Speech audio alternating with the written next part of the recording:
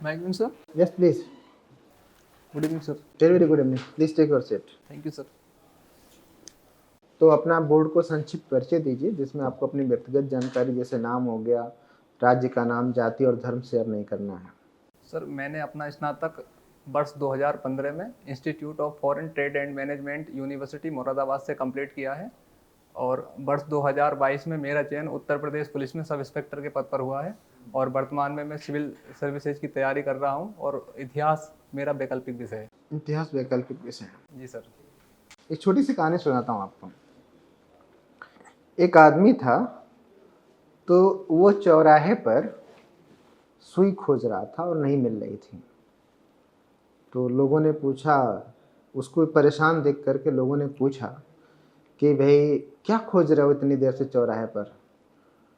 तो बोला कि सुई खो गई है और उसको मैं खोज रहा हूँ लेकिन नहीं मिल रही है। तो लोगों ने भी हेल्प की उसकी, फिर भी सुई नहीं मिली। तो लोगों ने फिर उससे पूछा, तुमको कुछ आइडिया है सुई कहाँ खोई थी? तो बोला सुई तो घर पर खोई थी, सुई घर पे खोई थी, घर में अंधेरा है और यहाँ चौराहे पर उजाला है, लाइट है, इसलिए यहाँ खोज रहा हूँ। इस कहानी के संदर्भ में हमारा जो इतिहास लेखन है, इसको आप किस रूप में देखते हैं? कहीं ऐसा तो नहीं है कि हम दूसरे इतिहासकारों के प्रकाश में अपने इतिहास को खोज रहे हैं? सर, इतिहास इस कहानी के संदर्भ में दो विषय हो सकते हैं, दो विषय वस्तु हो सकती हैं। एक तो इतिहास को जहाँ सुई खोई थी उस इतिहास को हम ना देख के हम बाहर का इतिहास देख रहे हैं, जो जैसे बाहर के लोगों द्वारा थोप दिया गया है, जिसमें राष्ट्रवादी और प्राच्यवादी भी हैं। और ब्रिटिश ने अपना जो इस हमारे इतिहास में ब्रिटिश लोगों ने, जो इतिहासकारों ने जो अपने इतिहास को स्पष्ट करने के लिए लिखा है, श्वेत नस्ल के बाहर के सिद्धांत को सिद्ध करने के लिए लिखा है। तो हम जो इतिहास देख रहे हैं वो अपना समन्वित इतिहास के रूप में हम सारी विचारधाराओं को देख रहे हैं। तो इस सुई के संदर्भ में हम अपनी सुई को वहां भी खोजने का प्रयास कर रहे हैं और जहां अंधेरा है सर, हमारे वर्तमान के संदर्भ में हम अपनी सुई को वहां भी खोजने का प्रयास कर रहे हैं। ठीक है, बहुत अच्छा।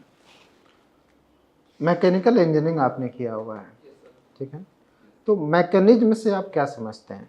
मैकेनिक का जो सामान्य अर्थ है सर, वो ये है कि जो डिजाइन के थ्रू किसी भी काम को आसान करने में मतलब हेल्प कर सके उसका, वो जैसे किसी मशीन की टेक्निक है या मतलब तो टेक्निक्स और मैकेनिज्म में क्या डिफरेंस हो गया? सर, टेक्निक जो है वो उसका ऑपरेशनल है, मतलब जो क्रिया विधि है उसकी वो टेक्निकल फॉर्म है उसकी, और जो मैकेनिज्म है वो उसका एक तरह से स्ट्रक्चर है।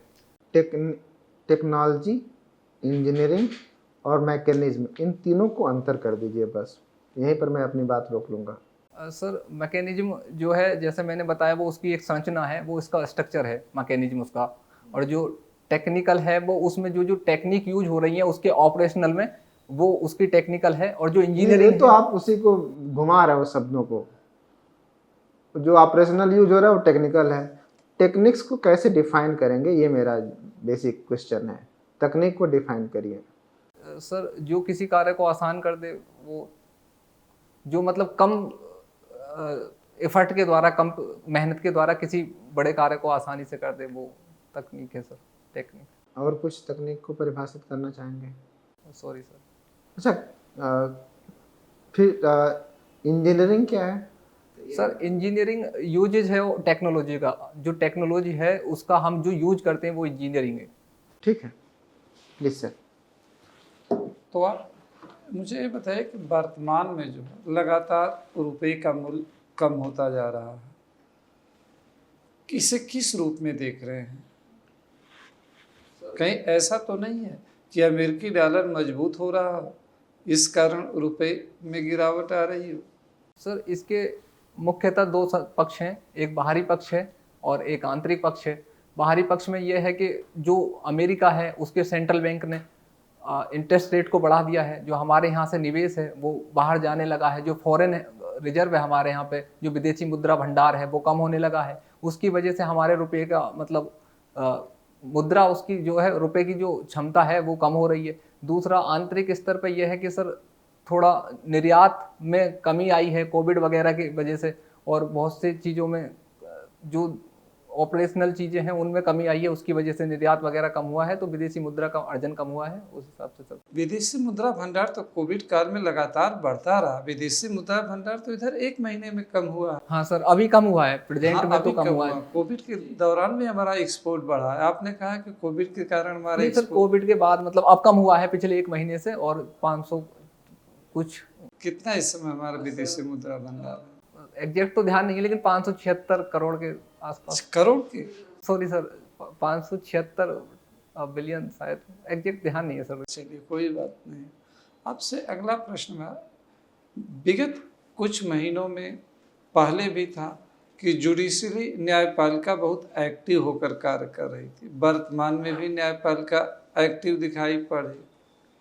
क्या आप न्यायपालिका के एक्टिव होने के पीछे कोई न्यायपालिका का अपना उद्देश्य छिपा है, या सरकार की कार्यपालिका की अकर्मण्यता के कारण न्यायपालिका को सक्रिय होना पड़ा? सर वैसे तो न्यायपालिका और कार्यपालिका के सबके कार्य क्षेत्रों को हमारे यहाँ विभाजित किया गया है, लेकिन जब कार्यपालिका अपने कार्यों को करने में असमर्थ हो या नीतियों के क्रियान्वयन में उतना ना कर पाए, जो विधायिका जैसे किसी नियम को ना बना पाए, तो उसमें न्यायपालिका अपनी न्यायिक सक्रियता के द्वारा अपने मतलब सुझाव दे सकती है। जैसा वाहन पॉलिसी के अंतर्गत किया गया था, जो BS4 को लागू करने के संदर्भ में है, और इन सब के अंतर्गत जैसे न्यायपालिका ने किया है, ऐसा न्यायपालिका कर सकती है।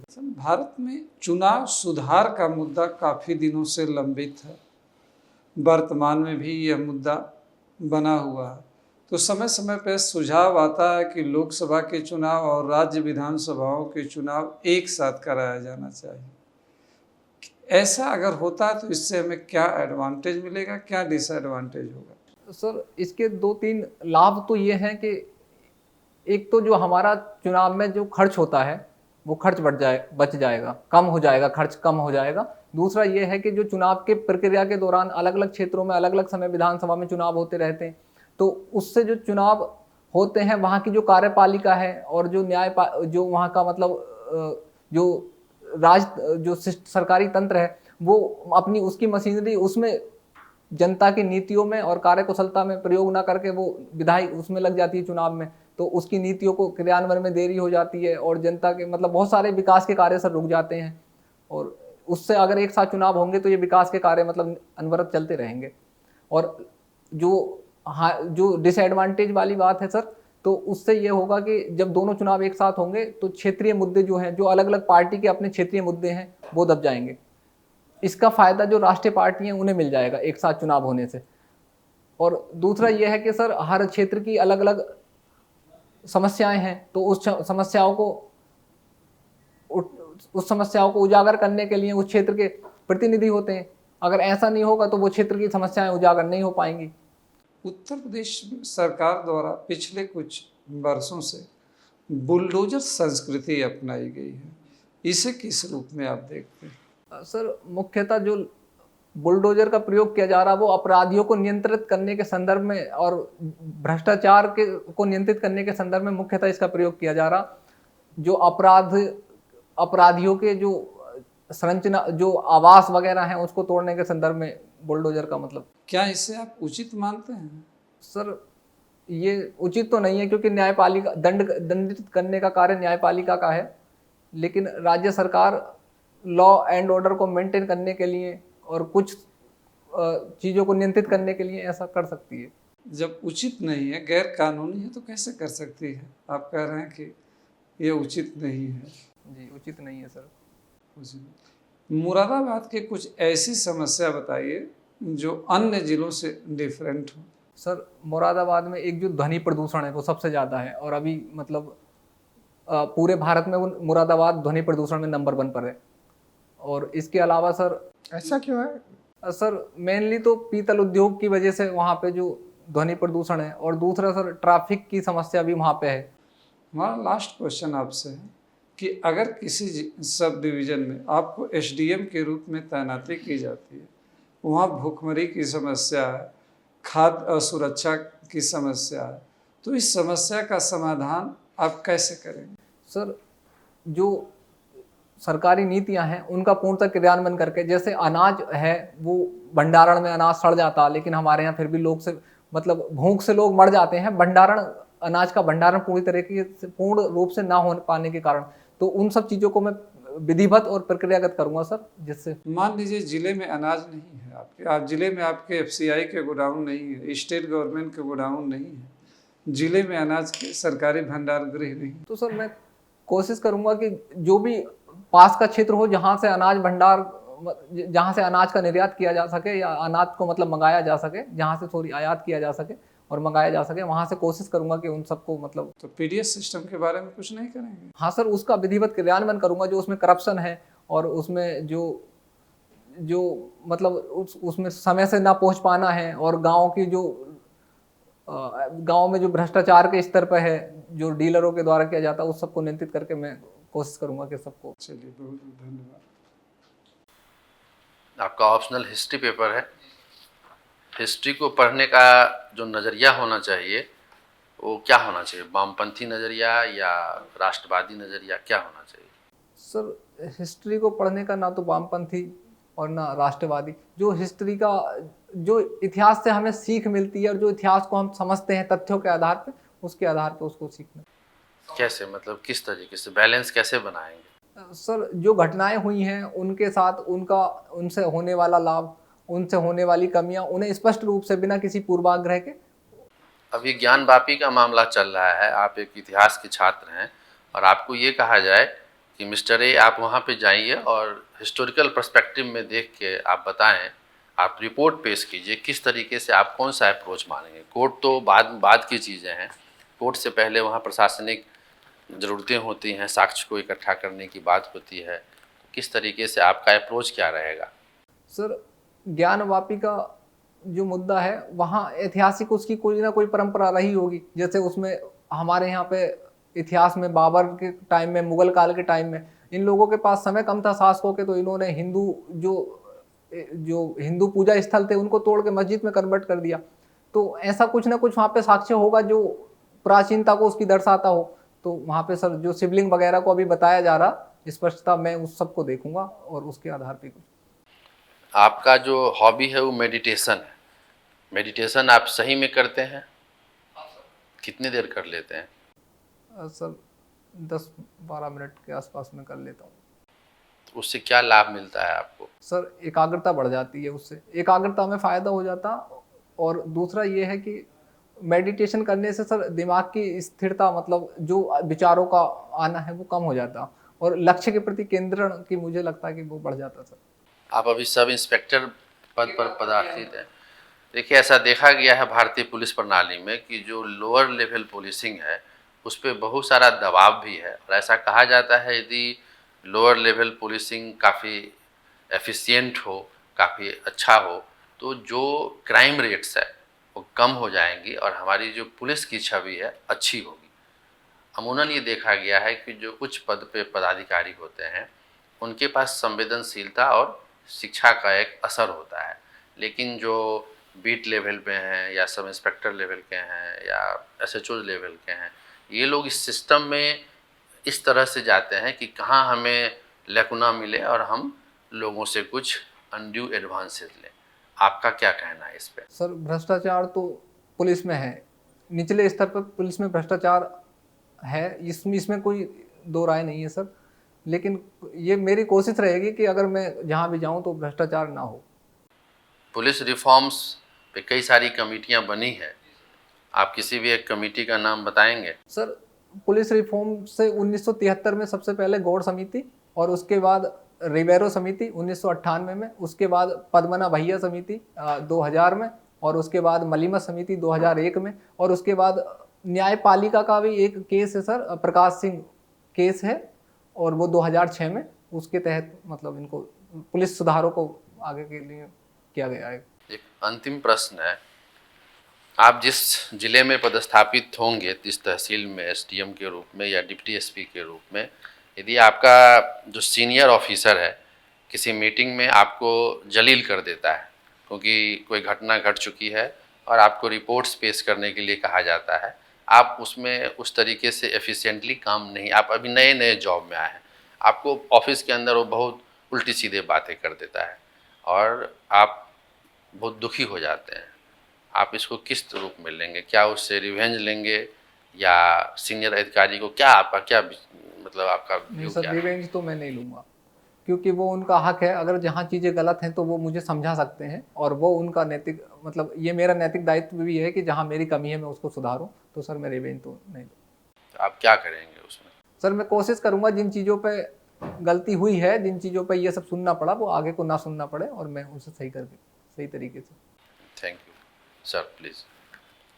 मान लीजिए आप पुलिस आप जो हैं अभी एसआई पद पर आपका चयन हुआ है, आप मान लीजिए इंस्पेक्टर हैं, आपके पास आपका कांस्टेबल आता है और कहता है कि मंत्री जी की गाड़ी थी एक, उसमें मंत्री जी नहीं थे लेकिन लाइट और हुटर चल रहा था, ठीक है। तो उसने उनको उतरवाने का प्रयास किया, क्योंकि मंत्री जी नहीं है तो गाड़ी आप हुटर और लाइट नहीं लगा सकते हैं। इस पर उनको आपके कांस्टेबल को मारा पीटा गया। इसके बाद से मंत्री जी के जो कर्मचारी थे जो गाड़ी में बैठे थे, उन्होंने उस आपके कांस्टेबल को अपनी गाड़ी में बैठा लिया, मंत्री जी के घर ले गए। मंत्री जी ने उनको बहुत जलील किया, वहाँ घर पे गाली भी दी, और आपके सामने आकर के रोता है कि सर मैं तो ड्यूटी कर रहा था और मंत्री जी और उनके परिवार के लोगों ने मेरे साथ मिसबिहेव किया है। क्या करेंगे आप? सर सबसे पहले तो मैं इस पूरी प्रक्रिया की विधिवत जानकारी लूँगा, और उसके बाद जब ये निश्चित हो जाएगा कि उन लोगों की गलती है, तो मैं उन लोगों के खिलाफ कानूनी कार्यवाही के लिए अपने सीनियर के साथ मिलकर और कानूनी कार्यवाही के और लिए। सीनियर को फ़ोन मंत्री जी कर दें कि इस पर कोई एक्शन नहीं होना चाहिए, आप क्या कर लेंगे? सर मैं सीनियर से इसके लिए रिक्वेस्ट करूंगा फिर, और अगर वो कानून मतलब विधिवत। कहे मामले को वहीं दबा दो, ख़त्म करो, मामले को बढ़ाने कोई फ़ायदा नहीं है। नहीं सर, तो मैं कानूनी कार्यवाही करना चाहूँगा कैसे करेंगे?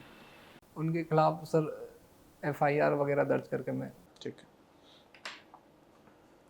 इतिहास में कौन सा कालखंड आपको अच्छा लगता है? सर वैसे तो तीनों ही अच्छे लगते हैं, लेकिन प्राचीन भारत मुझे थोड़ा ज़्यादा अच्छा लगता है। प्राचीन भारत अच्छा लगता है। बौद्ध धर्म अहिंसा की बात करता है, ठीक है, लेकिन बौद्ध धर्म के अनुयायी मांस खाते थे और आज भी खा रहे हैं। तो ये नहीं लगता कि दोनों में कंट्राडिक्शन है?